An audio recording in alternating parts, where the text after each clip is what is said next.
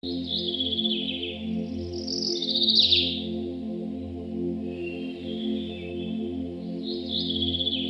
பெற்ற தகப்பனுக்கு செவிகொடு.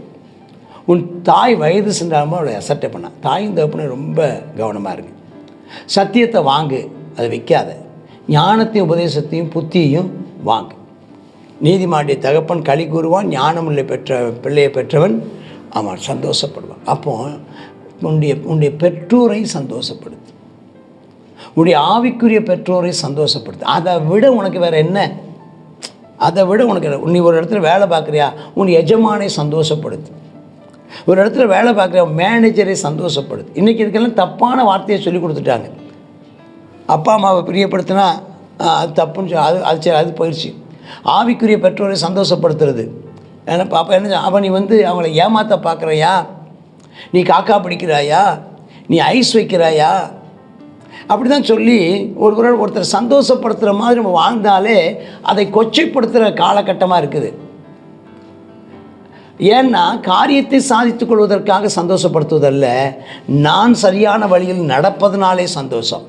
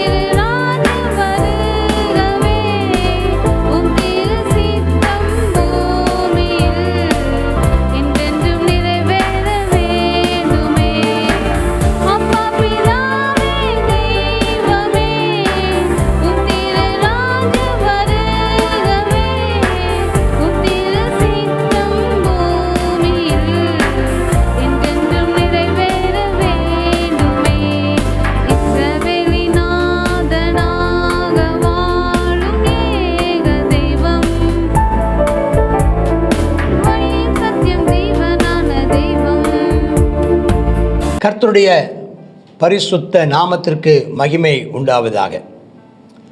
யாவரும் வாருங்கள், ஆண்டவர் இயேசு கிறிஸ்துவின் நாமத்தில் வாழ்த்துகிறேன்.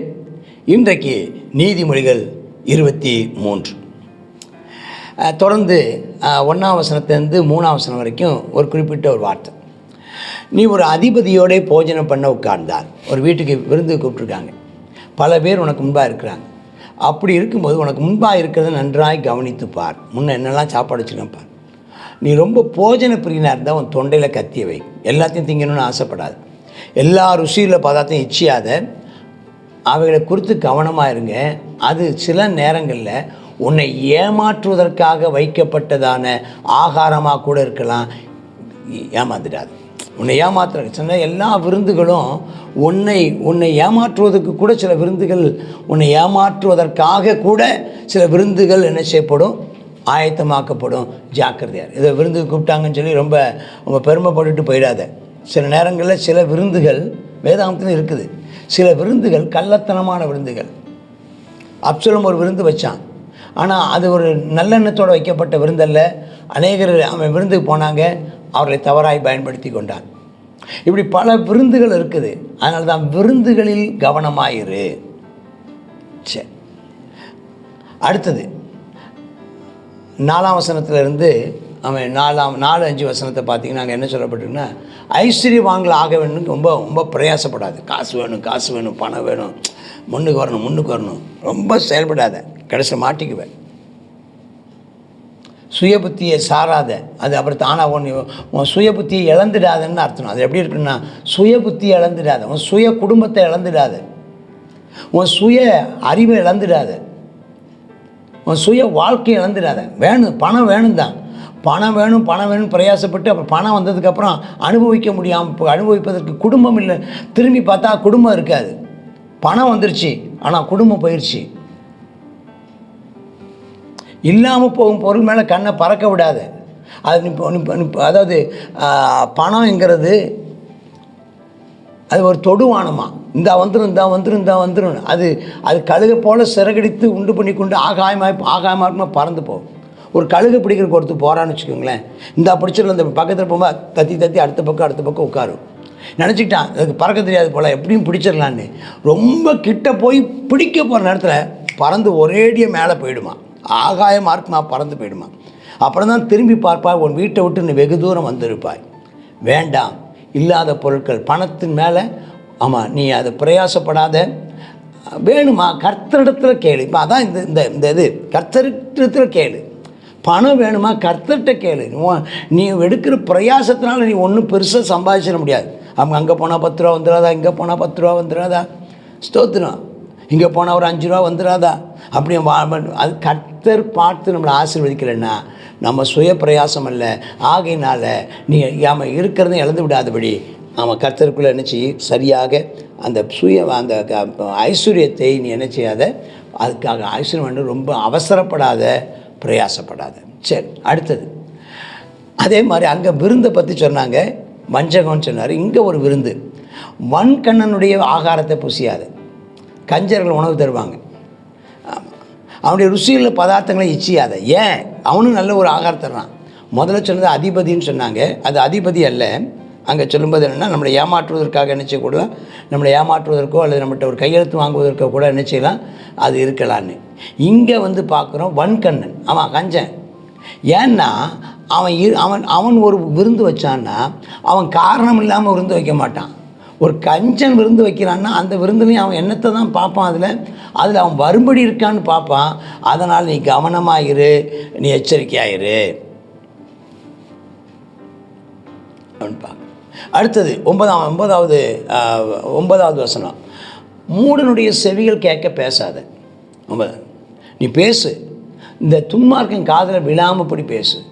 உன் வார்த்தைகளையும் ஞானத்தையும் அசட்டை பண்ணுவான். அவன்கிட்ட பேசி பிரயோஜனமே இல்லை. நம்ம சில நேரங்களில் சில ஆட்கள்கிட்ட பேசி அவங்கள திருத்திடலான்னு நினைப்போம்.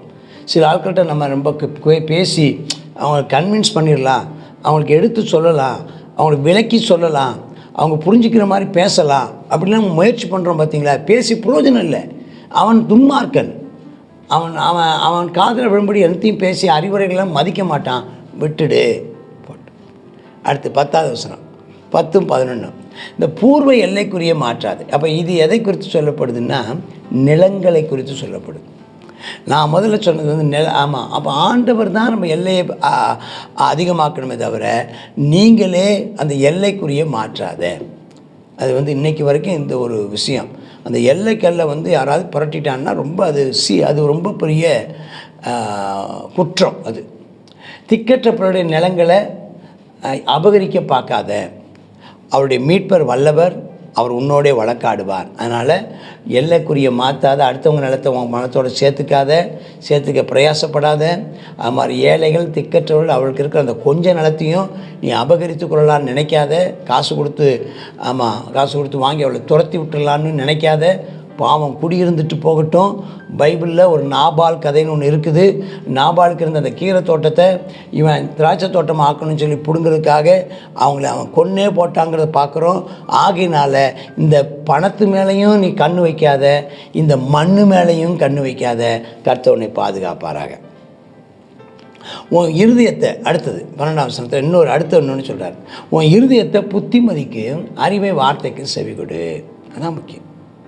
இருதயத்தை நல்லா பக்குவப்படுத்துங்க. வசனத்துக்கு நேர எப்போவுமே நல்ல காரியத்தை வாசிங்க, நல்லதை படியுங்கள், நல்லதை சிந்தியுங்கள், நல்லதை யோசியுங்கள், நல்லதை பேசுங்கள், நல்லதை நாடுங்கள், நல்லவர்களோடு இருங்கள். 12, தப்பு பண்ணால் பிள்ளையை தண்டிக்காது. அதாவது நல்ல தகப்பனானா, நல்ல லீடரானா, உங்கள் கீழே இருக்கிறவங்க சின்ன தப்பு பண்ணாலும் அவனை கண்டிக்கிறது ரொம்ப அவசியம். நீ அப்படி கண்டிக்கிறதுனால அவன் சாக மாட்டான், ஆனால் நீ கடிந்து கொள்வதனால அவன் பிழைச்சிக்குவான். அதனால் நீங்கள் பிள்ளையை வந்து கடிந்து கொள்ளணும் அப்படின்னு சொல்ல. அதுவும் பிறம்பினால் அடித்து அவன் சாக மாட்டான்ப்பா, பாதாளத்துக்கு ஆத்மா தப்பு வைக்கிறது நல்லது அப்படிங்கிறார். அடுத்து 15ஆம் வசனத்துலேருந்து 16ஆம் வசனம், 15, 16 என்ன சொல்கிறாருன்னா, நீ ஞானமாக இருந்தால் உன் இருதயம் ஞானம் உள்ளதாக இருந்தால் என் இருதயம் சந்தோஷப்படும். கர்த்தர் சொல்கிறார், உன் உதடு செம்மையானதாக இருந்தால் ஏன் உள்ளம் தெரியுங்கன்னு மகிழும். அப்போ நீ ஞானமாக இரு, ஞானமானதை பேசு. தேவன் உன் மேலே சந்தோஷமாக இருப்பார். உன் மேலே உங்கள் அப்பா சந்தோஷமாக இருப்பார், உன் தலைவர் சந்தோஷமாக இருப்பார். 17-18 உன் மனதை பாவிகள் மேலே பொறாமல் கொள்ள விடாத. கர்த்தரை பயப்படுற பயம், டெய்லி கர்த்தருக்கு பயந்துரு. பாவிகளை பார்த்து ஐயோ அவன் அப்படி இருக்கானே, அவன் இப்படி இருக்கானே, பெரிய வீடு கட்டானே, வளர்ந்துட்டானே, வச்சுட்டானே, அவனுடைய நன்மைகளை பார்த்து, அவனுக்கு இருக்கிறதான ஐஸ்வர்யத்தை பார்த்து நீ பொறாமப்பட வேண்டிய அவசியமே இல்லை. நீ கர்த்தருக்கு பயந்து இரு. உனக்கு ஒரு முடிவு உண்டு. உன் நம்பிக்கை வீண் போகாது. கர்த்தர் உன்னை நிச்சயமாக வாழ வைப்பார். அல்லேலூயா. 19 21 வசனம், 3 வசனம் என்ன சொல்லுது அப்படின்னு கேட்டிங்கன்னா, அந்த 3 வசனங்களும் ஞானமாக இரு, நல்ல வழியில் நடத்து. இந்த ஞானமாக இருக்காமல் முட்டாள்தனமாக நடக்கிறதுக்கும், ஆமாம் நல்ல வழி இல்லாமல் கெட்ட வழி நடப்பதுக்கும் காரணம் என்னென்னா மதுபானம், பெருந்தீனி. இந்த மதுபானமும் வேண்டாம், ரொம்ப வேண்டாம். சாப்பாட்டு விஷயத்தில் ரொம்ப கவனமாக இரு. ஆமாம், இந்த ரெண்டும் இருந்தால் தூக்கம் வரும். குடியன் போஜன பிரியன் தரித்திரமாவான், தூக்கம் கந்தை. அப்போது நம்ம குடிப்பதும், அதனால் தான் நீ எதை செய்தாலும், நீங்கள் புசித்தாலும் குடித்தாலும் எதை செய்தாலும் கர்த்தருக்கென்று செய்யுங்கள், ஜாக்கிரதையாக இருங்கள். அதனால தான் இங்கே பார்த்து இந்த விருந்தை பற்றி சொல்லியிருக்கு. அதிபதி ஒருத்தன் உன்னை ஏமாற்றுவதற்காக வைக்கிறதான ஒரு விருந்து. ஆமென் சோத்திரம். இன்னொரு விருந்து கஞ்சன் வைக்கிறதான, உங்ககிட்டருந்து காசை எதிர்பார்த்து வைக்கிறதான, உன்னுடைய காசை எதிர்பார்த்து உன்கிட்டருந்து காசை பிடுங்குவதற்காக, உன்கிட்ட காசை வாங்குவதற்காக வைக்கிற விருந்து. ஸ்தோத்திரம். ஒன்று நீயே கெடுத்துக்கொள்கிற விருந்து. ஜாக்கிரதையாயிரு. விருந்துகளை பைபிளில் நிறைய இடத்துல விருந்துகளை பற்றி சொல்லியிருக்கு. சில விருந்துகள் ஆமென் ஆசீர்வாதமான விருந்துகள், சில விருந்துகள் ஆமென் ஸ்தோத்திரம் கெடுதி செய்வதற்காக ஏற்படுத்தப்பட்ட விருந்துகளும் இருக்குது. எச்சரிக்கையாயிருங்கள். சரி, அப்புறம் உன்னை பெற்ற தகப்பனுக்கு செவிகொடு. உன் தாய் வயது சென்றாலும் அவளை அசட்டை பண்ண. தாயும் தகப்பனும் ரொம்ப கவனமாக இருக்கு. சத்தியத்தை வாங்கு, அதை வைக்காத. ஞானத்தையும் உபதேசத்தையும் புத்தியையும் வாங்கு. நீதிமானுடைய தகப்பன் களி கூறுவான், ஞானமுள்ள பிள்ளையை பெற்றவன் அவன் சந்தோஷப்படுவான். அப்போ உன்னுடைய பெற்றோரை சந்தோஷப்படுத்து, உன்னுடைய ஆவிக்குரிய பெற்றோரை சந்தோஷப்படுத்து. அதை விட உனக்கு வேறு என்ன? அதை விட உனக்கு, நீ ஒரு இடத்துல வேலை பார்க்குறியா, உன் எஜமானை சந்தோஷப்படுத்து. ஒரு இடத்துல வேலை பார்க்குற மேனேஜரை சந்தோஷப்படுத்து. இன்றைக்கி இதுக்கெல்லாம் தப்பான வார்த்தையை சொல்லி கொடுத்துட்டாங்க. அப்பா அம்மாவை பிரியப்படுத்தினா அது தப்புன்னு அது போயிடுச்சு. ஆவிக்குரிய பெற்றோரை சந்தோஷப்படுத்துறது. ஏன்னா பாப்பா என்ன, அவன் நீ அவங்கள ஏமாற்ற பார்க்குறையா, நீ காக்கா பிடிக்கிறாயா, நீ ஐஸ் வைக்கிறாயா, அப்படி தான் சொல்லி ஒருத்தர் சந்தோஷப்படுத்துகிற மாதிரி நம்ம வாழ்ந்தாலே அதை கொச்சைப்படுத்துகிற காலகட்டமாக இருக்குது. ஏன்னா காரியத்தை சாதித்துக் கொள்வதற்காக சந்தோஷப்படுத்துவதல்ல, நான் சரியான வழியில் நடப்பதனாலே சந்தோஷம். யோவான் சொல்கிறார் பாருங்க, என்னுடையதான அவன் பிள்ளைகளில் சிலர் சத்தியத்தின்படி நடக்கிறார்கள் என்பது எனக்கு சந்தோஷம். அப்போ அதுதான் ஒரு தகப்பனுக்கு சந்தோஷம், ஒரு ஆவிக்குரிய பெற்றோருக்கு சந்தோஷம், ஒரு நல்ல ஒரு எஜமான் மேனேஜர், உனக்கு மேல் அதிகாரிகள், உன்னுடைய முதலாளிக்கு சந்தோஷம். நீ அந்த கம்பெனிக்கு ஆசீர்வாதமாக இருப்பது அவர்களுக்கு சந்தோஷம். சரி போட்டோம். அடுத்தது, என் மகனே உன் இருதயத்தை எனக்குத்தான், உன் கண்கள் என் வழியை நோக்குவதாக ஆண்டவர் சொல்கிறார். நீ வேசி ஆழமான படுகொலி, பரஸ்திரி இடுக்கமான கிணறு, நீ தயவுசெய்து என்ன செஞ்சிடாத. இந்த மாதிரி இழிவான இச்சையான கேட்டுக்கு ஏதுவான இந்த பொருட்கள் மேலே அவன் கண்ணை வச்சிடாத. கர்த்தர் மேல் உன் கண்ணை வை.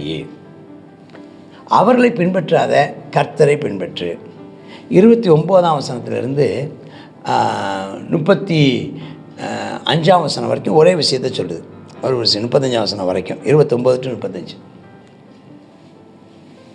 ஒரு 7 வசனம் என்ன அதை சொல்லுது அப்படின்னு சொல்லி பார்த்தீங்கன்னா, யாருக்கு வேதனை, யாருக்கு துக்கம், யாருக்கு சண்டை, யாருக்கு புலம்பல், யாருக்கு காரணம் இல்லாத காயங்கள், யாருக்கு எப்பவும் ரத்தம் கலங்கின கண்கள், யாருக்கு மதுபானம் இருக்கிற இடத்துல தங்கியிருக்கிறவங்களுக்கா, சாராயத்தை நாடுகிறவர்களுக்கா, தெளிந்த புத்தி இல்லாதவங்களுக்கு தான். அப்போ இந்த மதுபானம் குடிக்கக்கூடாது, திராட்சை ரசம் புளிப்புள்ள திராட்சரசம் குடிக்கக்கூடாது அப்படின்னு சொன்னது எதற்காகன்னா, புதிய ஏற்பாட்டில் சொல்லும்போது தெளிந்த புத்தியாக இருங்க. ஏன்னா இது நம்முடைய புத்தியை மழுங்கடித்து விடும். இவைகள் இல்லாமல் இருந்தால் நம்ம புத்தியில் தெளிவாக இருப்போம். முடிவில் அது பாம்பை போல கடிக்குமா, விரியனை போல தீண்டுமா, உன் கண்கள் பரஸ்திரியை நோக்குமா, உன் உள்ளம் தாறுமாற பேசுமா. அவன் என்னை அடித்தாங்க, எனக்கு நோகவில்லைம்பானா, அடித்தாலும் அறிந்தார்கள் எனக்கு சொரணம் இல்லைம்பானா, பின்னும் திறந்து தேட எப்போ விழிப்பேன்பானா. ஏன்னா அந்த அந்த மதுபானமும் அதுவும் அவனை கெடுத்து போடும். எச்சரிக்கையாக இருங்கள், ஜாக்கிரதையார். அப்போ நம்ம இங்கே சொல்லப்பட்ட இந்த 23ஆவது சொல்லப்பட்ட செய்ய வேண்டியவைகளை நாம் செய்ய வேணும், செய்யக்கூடாதுன்னு சொன்னவைகளை செய்யாதிருக்க கர்த்தர் கிருபை நமக்கு தருவாராக. என்னெல்லாம் சொல்லப்பட்டிருக்குது? நம்ம சந்தோஷப்படுத்தணும், நம்ம குடி பழக்கத்துக்கு ஆளாயிடக்கூடாது, நம்முடைய கண்கள் சரியாக இருக்கணும், ஐஸ்வர்யம் ஆகாததற்கு ரொம்ப அவசரப்படக்கூடாது, அதுக்காக வாழக்கூடாது, ஸ்தோத்திரம் ஞானவான்களாக இருக்கணும், எல்லையை நினச்சக்கூடாது, அடுத்தவங்க எல்லையை நம்ம அபகரிக்கக்கூடாதுங்கிறதெல்லாம் பார்த்தோம். கர்த்தர் உங்களை ஆசீர்வதிப்பார். நீதிமான்களாக இருங்கள், கர்த்தர் உங்களை நன்மையினாலும் கிருபையினாலும் கர்த்தர் உங்களை நிரப்புவார். அவர் உங்கள் தேவன், அவர் உங்களை ஆசீர்வதிப்பார். ஆமேன், ஆமேன். இயேசு கிறிஸ்து உங்களை ஆசீர்வதிப்பாராக. ஆமேன். நீதிமொழிகள் 23, 23வது அதிகாரத்தில் விருந்துகளை குறித்து எச்சரிக்கையாக இருக்கணும் அப்படின்னு சொல்லி பார்த்தோம். நம்ம என்ன போஜன பிரியனாக இருக்கக்கூடாது. அந்த சாப்பாடை தொண்டையில் என்ன செய்யணுமா, கத்தி வைக்கணுமா. சாப்பாட்டுக்கு முக்கியத்துவம் கொடுக்கவே கூடாது. இருக்கிற எதுவோ அதை சாப்பிட்றதுக்கு நம்ம என்ன செய்யணும், கற்றுக்கொள்ளணும். வன்கண்ணனுடைய உபசரிப்பை குறித்து நம்ம ஜாக்கிரதையாக இருக்கணும். அவங்க நம்ம நல்லா சாப்பிடணும்னு நினச்சிட்டு நம்ம என்ன செய்வாங்களாம், உபசரித்து நம்மளை பார்த்துக்கிட்டே இருப்பாங்க. ஆனால் அவங்க இருதயம் நம்மோடு கூட இருக்காது. ஆகையினால அந்த உபசரிப்பை குறித்து நம்ம ரொம்ப எச்சரிக்கையுடையவர்களாக இருக்கணும். ஐஸ்வர்யம் ஆகிறதுக்கு நம்ம நினச்சக்கூடாது, நம்ம சுய புத்தியை சார்ந்து இருக்கக்கூடாது. கர்த்தருடைய ஆசீர்வாதம் ஐஸ்வர்யத்தை தரும், அதனோட வேதனை கூட்டார். நாமளாக ஐஸ்வர்யத்தை நம்ம சம்பாதிக்கணும், நம்ம சுய புத்தியின் மேலே சாய்ந்தோமானா அது நமக்கு நஷ்டத்தை தான் கொடுக்கும். ஆகையினால கர்த்தருக்கு பயந்து அவருடையதான ஆசீர்வாதத்தை பெற்றுக்கொள்வோம். தாயை தகப்பனை நம்ம என்ன செய்யணும், கனம் பண்ணுகிறவர்களாக இருக்கணும். முதிர் வயதில் அவங்கள அசட்டை பண்ணக்கூடாது அப்படின்னு சொல்லி பார்க்குறோம். அவங்கள எப்பொழுதும் நம்மை பெற்றெடுத்து வளர்த்து நம்ம ஆளாக்கின பெற்றோரை நம்ம ஒரு நாள் நினச்சக்கூடாது, உதாசீனப்படுத்தக்கூடாது.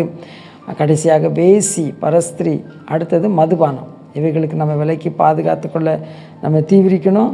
அவைகள் பாம்பை போல் விரியனை போல் நம்ம தீண்டி நம்மை சாவடிச்சிடும். ஆகையினால இப்படிப்பட்டதான காரியங்களில் ஈடுபடாதபடி கர்த்தர் நம்மை காக்க முடியாது. ஜெபம் பண்ணுவோம். அப்பா, ஸ்தோத்திர கிருபை இரக்கம் தான் நல்ல பிதாவே, இந்த வேலைக்காக உமக்கு நன்றி செலுத்துகிறோம். அப்பா, நாங்கள் ஆமேனப்பா அந்த விருந்துகளில் ஜாக்கிரதையாக இருக்க உதவி செய்யுங்கப்பா. ஆமேனப்பா, ஸ்தோத்திரம். ஆமேனப்பா, வஞ்சகமாய் விருந்து வைத்து மோசம் போக்குகிறவர்கள் உலகத்தில் இருக்கிறோம். ஆண்டவரே இசையா ஸ்தோத்திரம், நாங்கள் ஜாக்கிரதை உள்ளவர்களாக இருக்கிறத வச்சிங்க. அதே போல் நாங்கள் கர்த்தாவே அப்பா, நீங்கள் கர்த்தருடைய ஆசீர்வாதம் தான் ஐஸ்வர்யத்தை தரும்னு சொல்லி பார்க்குறோம். உம்மால் வருகிற ஆசீர்வாதத்துக்கு நாங்கள் சொந்தமாக தேவரீர் அவைகள் நிலைத்திருக்குமே அப்பா, அதன் மேலே நாங்கள் அப்பா ஸ்தோத்திரம் உண்மையில் சாய்ந்து கொள்ள கிருபை தாரும். ஆவியானவரே, தகப்பனையும் தாயையும் கர்த்தாவே அப்பா நாங்கள் ஆமேனப்பா கனப்படுத்த உதவி செய்யுங்க. ஆமேனப்பா, அதே போல் பிள்ளைகளை நாங்கள் கர்த்தாவே அப்பா நன்றாக தண்டித்து ஆமேனப்பா வளர்த்தி அப்பா பிள்ளைகளுடைய முதிர் வயதிலும் விடாத அளவிற்கு அப்பா அந்த நல்ல ஒழுக்க நெறியில் நடத்த எங்களுக்கு நீ கிருபை தர வேண்டுமா ஜெபிக்கிறோம். அப்பா உமக்கு ஸ்தோத்திரம். அப்பா, பெற்றோரை ஆமேனப்பா மதித்து நடக்க கிருபை தாரும். ஆமேனப்பா, அந்த வேசி, பரஸ்திரி, மதுபானம் இவைகளுக்கு விலக்கி எங்களை பாதுகாத்து கொள்ளுங்கப்பா. நம்முடைய பிள்ளைகள் யார் அதில் சிக்கி ஆமேனாண்டவரை அவர்களுக்கு மோசம் போகாதபடிக்கு விரியனை போல் அது தீண்டும் என்று சொல்லி பார்க்குறோமே, தங்கள் வாழ்க்கையை கெடுத்துக்கொள்ளாதபடி காத்துக்கொள்ளும். இயேசுவின் நாமத்தில் ஜெபிக்கிறோம். ஜெபம் கேளு ஜீவனுள்ள எங்கள் நல்ல பிதாவே. ஆமேன், ஆமேன்.